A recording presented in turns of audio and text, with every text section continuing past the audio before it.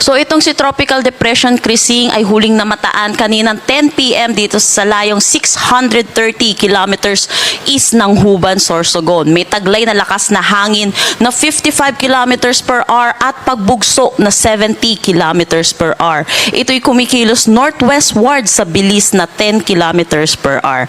Mamaya po mapakita natin yung magiging track nitong si Tropical Depression Krising.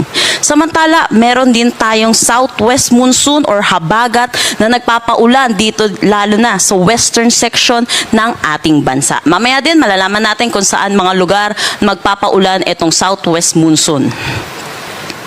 Para sa magiging track na itong si Tropical Depression Krising, sa ngayon, Tropical Depression yung kanyang category at inaasahan natin magi-intensify ito into a tropical storm bukas ng umaga at possible din siya maging isang ganap na severe tropical storm bago po siya mag-close approach dito sa may mainland Cagayan at inaasahan po natin ang kanyang possible na landfall or close approach dito sa may mainland Cagayan at Babuyan Islands by Friday evening or Saturday.